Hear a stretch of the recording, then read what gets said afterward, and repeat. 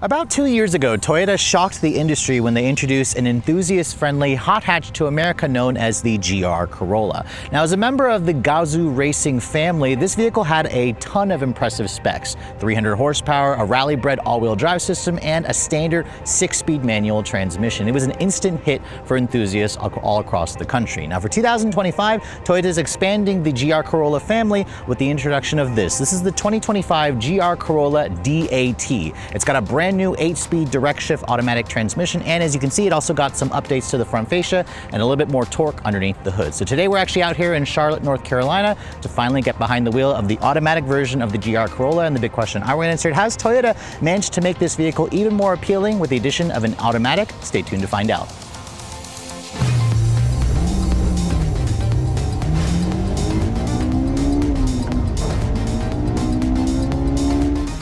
So before we start talking about the slight exterior styling change that Toyota has made for 2025, I thought I'd pop the hood and remind you guys what's powering this thing, because as you guys know, it is a GR Corolla, and what you're gonna find underneath here is truly a gem of an engine. It's a 1.6 liter gasoline direct injection turbocharged 3-cylinder. That's right, it's a 3-cylinder engine developed in-house by Toyota. It shares this engine, of course, with the GR Yaris, which we don't get here in America that other markets get. The big story, of course, is the addition of a new transmission. This powertrain still makes 300 horsepower, but torque has now been up to 295 foot-pounds, and that's because it has more boost. So the turbo is now putting in up to 26.3 psi of boost. That's about a pound more boost pressure versus the 2024 model, and torque also went up by about 22 to 295 versus 273. This particular one that we're showing you has the new 8-speed direct shift automatic transmission. It's technically an all-new transmission developed in-house by Toyota's performance division, of course, GR, so it doesn't share any kind of parts with the 8-speed auto that you're going to find in like a, other Toyota products like a RAV4, for example. It's its own unique transmission, but it is a torque converter style automatic. Fuel economy stays the same at 21 in the city, 28 on the highway. You have a 13.2 gallon fuel tank. This vehicle, of course, is rated to run on premium. You're looking at around 300 miles of range on a full tank. Now, Toyota doesn't quote, at least I couldn't find a quote for 0 to 60 time on the automatic. The manual, as you guys know, the company quotes it at 4.9 seconds. That's what we've gotten before in our previous tests. We'll get this out on the road. We'll see what we can do out on the real world here in North Carolina. Top speed for this vehicle is around 143 miles an hour, and as this vehicle sits, it weighs in at a smidge over 3,300 pounds, so it's around 50 pounds heavier versus the manual transmission model. But let's go ahead and close up this hood here, which, as you can see, is held up by a prop rod. It's also a very light hood. This particular one that I'm showing you is painted in supersonic red. It's an extra $425 extra, and this model is the new trim for 2025. It's called the Premium Plus trim. It essentially replaces the Circuit Edition. The two cars are practically identical in terms of feature content. You can see the front end looks pretty much the same as the 2024 model, but for those of you who have the old model, if you have it parked next to it, you can see the front fascia has been updated. The grille has also been enlarged. There's this bigger air intake openings. There's these functional brake cooling ducts, of course. There's more black that kind of goes into the outer portion of the front fascia. And as you can see, the headlights, those are unchanged. All GR Corollas come with full LED headlights with the LED daytime running light, LED turn signal, LED low and high beams. No LED fog lights on this vehicle, but it certainly still looks mean. It looks aggressive. The logo on the center there, where the Toyota logo houses the safety system, which Toyota calls Toyota Safety Sense 3.0. So you have adaptive cruise control, automatic emergency braking, and all of that works even better now that we have it with the automatic transmission. I mean, overall, the front end, I think the change is very subtle, but it certainly looks really nice. The Premium Plus trim also includes the vented heat extractors here for the hood and the actual bulge. So these are gloss black painted. This is how you know that you have a Premium Plus, and this essentially was pulled off of the Circuit Edition. So the Core and the Premium trim will just have like a less bulgy hood, which I think actually makes the car look a little bit more vanilla. I really like the way the front end looks, especially with that hood bulge and the vents. Now, moving around the side profile, the GR Corolla is built off the TNGA-C architecture, so this vehicle is pretty small with a 103.9-inch wheelbase, 173.9-inch overall length. This is a good like foot shorter, 10 to 12 inches shorter than most of the competition, which kind of shows just how tiny the GR Corolla is. Some of you may really prefer that. You can see the wheels. These are a unique wheel that you get with the Premium Plus. They're a matte black 15 spoke 18-inch wheel, and you can see these wheels are also forged. They are wrapped in a 235 by 40 ZR18 Michelin Pilot Sport 4 summer tire. They are a square setup, so you have a 235 all around. The brakes are big 14-inch slotted rotors at the front, clamped down by a 4-piston red painted caliper. You have a slightly smaller 11.8-inch rotor at the rear with a single piston floating design. This vehicle has roughly around 5 inches of ground clearance. You also have, of course, the company's GR4 all-wheel drive system, so it even says that there on the side rocker panel. And that GR4 all-wheel drive system is a rally-bred all-wheel drive system that was developed in-house, of course. It's going to give this vehicle the handling dynamics and the traction that you're looking for when you go for, a rally-bred sport compact like this. So you can see black painted side mirrors, integrated turn signals, no cameras, no 360 cameras around the vehicle. This also is not power folding, but it does also manually fold in.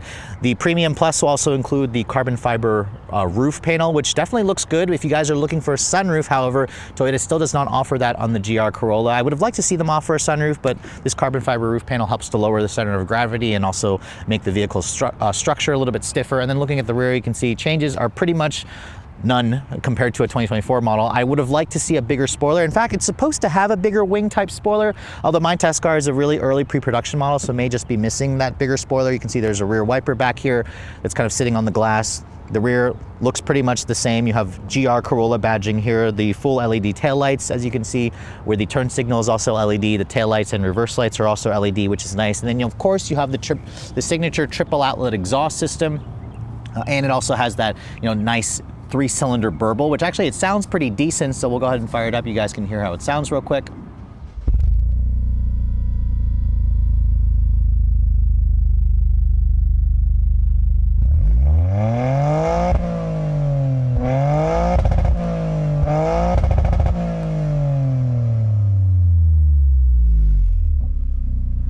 And compared to the 4-cylinder engines in the class, which kind of sound like vacuum cleaners, depending on which competitor you're looking at, I actually think the sound of this engine is certainly quite unique. Now, looking at the cargo area, no power liftgate. You don't typically find that in this class. And as you can see, this is the downside to the GR Corolla being smaller than its rivals.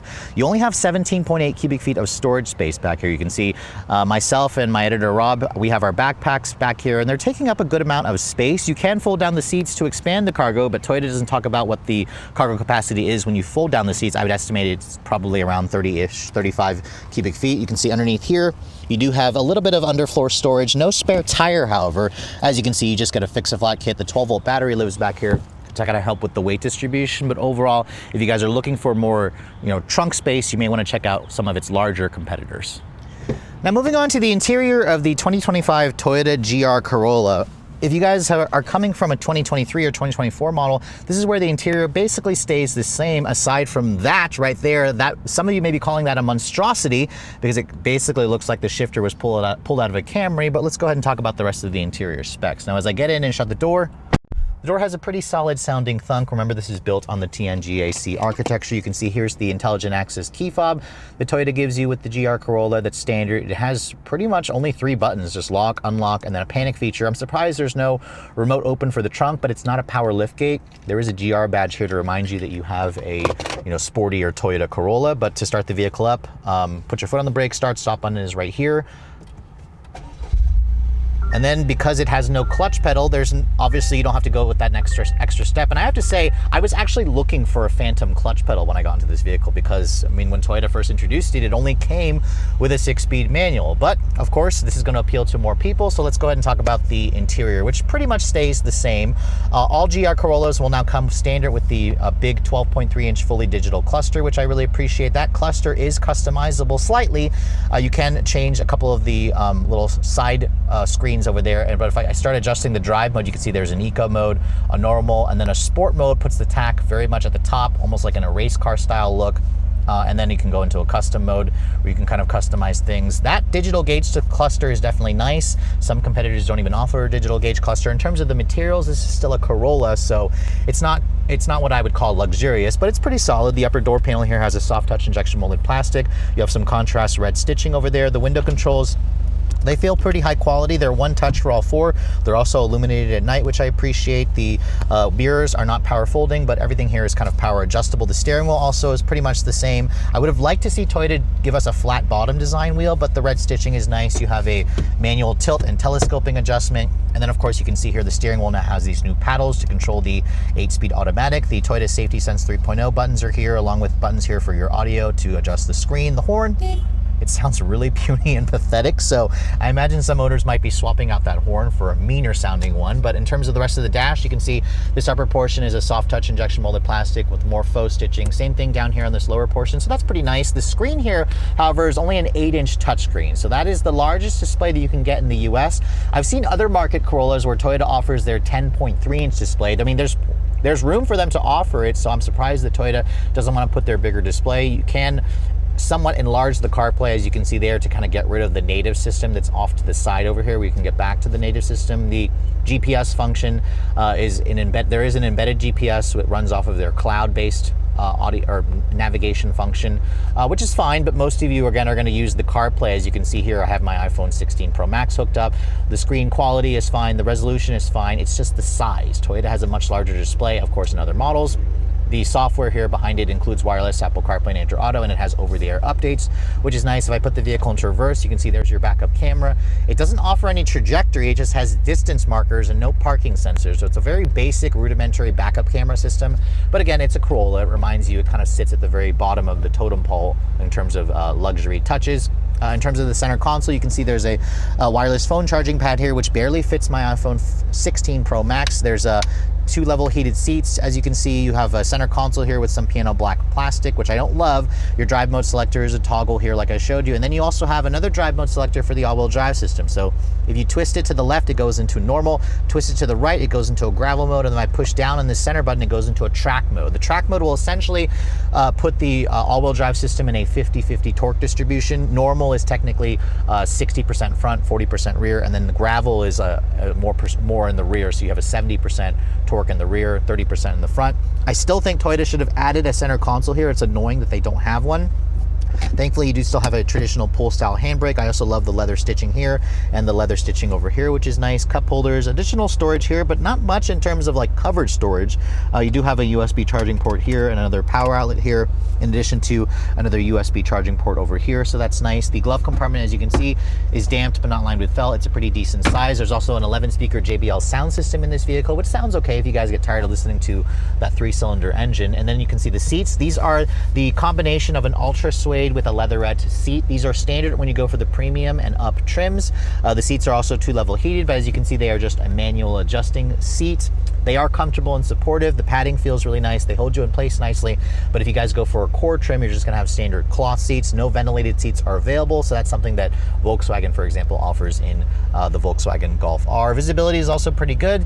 There's no auto-dimming rearview mirror, just a standard mirror. You have LED map lighting in here. And then in terms of the headroom space, with no sunroof available, there's a pretty good amount of headroom, but I really would like to see Toyota offer that feature just for people who want to, have a sunroof in their actual vehicle. But let's go ahead and hop into the backseat area, and I can show you guys what that space is like. And this is another downside to the GR Corolla being so small, is the fact that the backseat is very, very tight. Now, if you want to fold down the seats, there's a little button here. You can see if I fold it down, it actually does create a pretty flat load floor, which is really nice. I'm actually surprised it's as flat as it is, but as you can see, with the roof not being so high, you can't really pile up a bunch of stuff in this vehicle. So don't expect to go camping in this thing and sleep inside the vehicle. But once you're back here, you can see Toyota says you have around 29 inches of legroom. 29 inches is small. I mean, this is around 6 inches less than some of its rivals. You can see this is where I'd have the seat to drive. For my driving position, there's a decent amount of foot space, but this is tight, guys. I mean, even for somebody my height at 5'7", I can kind of cross my legs when I'm back here, but again, everything is just kind of more claustrophobic, which isn't nice. The material quality back here is a hard touch plastic material, so it's not quite as nice as the front. Lots of piano black plastic trim over here. It is padded right here where you'd rest your elbow. And then it looks like, I don't remember the GR Corolla having a fold down armrest in the center, so maybe Toyota added that. Correct me if I'm wrong if you guys have the old model. And then in terms of the headroom space, as you can see, I have maybe like an extra 1.5 inches, maybe 2 inches of clearance. So that does help a little bit with the headroom space, but keep in mind if you guys need more room, the Subaru WRX, the Honda Civic Type R, and even the Volkswagen Golf R is going to offer a more generously sized back seat. So here we are finally behind the wheel of the 2025 Toyota GR Corolla with the new 8-speed direct shift automatic transmission. It's kind of crazy to think that Toyota would develop an all-new transmission specifically for this car and of course the GR Yaris. It is technically still a torque converter style automatic, but it is completely different in hardware compared to any other Toyota automatic transmission, which also has 8 forward gears. This transmission also includes launch control, and with a vehicle that's all-wheel drive, that's definitely going to be utilized a lot. To engage the launch control, you basically have to put it into sport mode, put the four-wheel drive system into track. I'm going to turn off the stability control, and then you should just be able to brake torque it and it should launch, although I've never actually launched the vehicle, so let's see what it can do.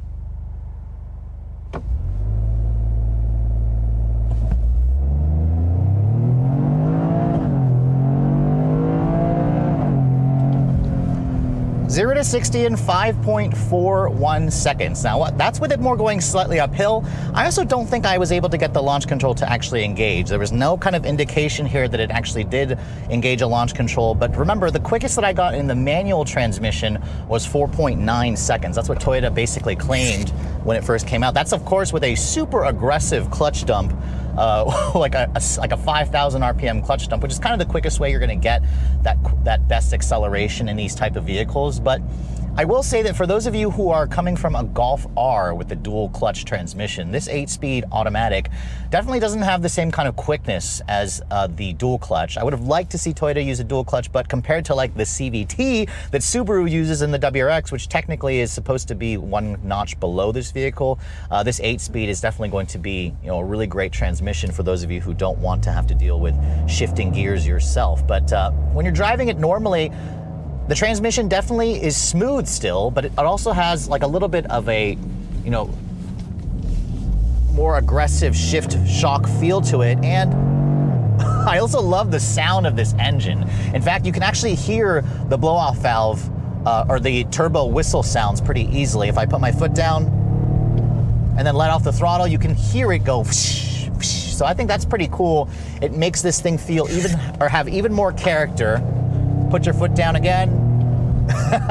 There is no pops and crackles from the exhaust. I would have liked to see that, but it's definitely still very enthusiastic. This thing has a very visceral feel to it. The steering is just alive. The chassis of this car feels like it was developed by driving enthusiasts, and that's kind of the beauty about the GR Corolla, is you can still daily drive it, even though it is a little bit, I will say it's a firm ride, but it's not horribly firm. The seats are also really comfortable and supportive. Thank you, GPS. I'm in South Carolina because I was right here at the border of North Carolina and South Carolina. The seats are very comfortable and supportive. These are the upgraded leatherette and soft or ultra suede material for the seats, and they hold you in place nicely, but they're also not too constricting. I still wish Toyota would have added an armrest here for 2025. That would have been nice to kind of get a little bit more comfort on those longer trips. But I mean, this thing just feels lightweight. I mean, it's a 3,300-pound hatchback that has amazingly direct steering. It just talks to you. It's alive. It feels really good. The suspension feels incredibly buttoned down. And I'm just impressed. I love the way the GR Corolla drove with the manual, and I still continue to love it even with this automatic. But let's see if we can try another launch here. I still have it in everything sport.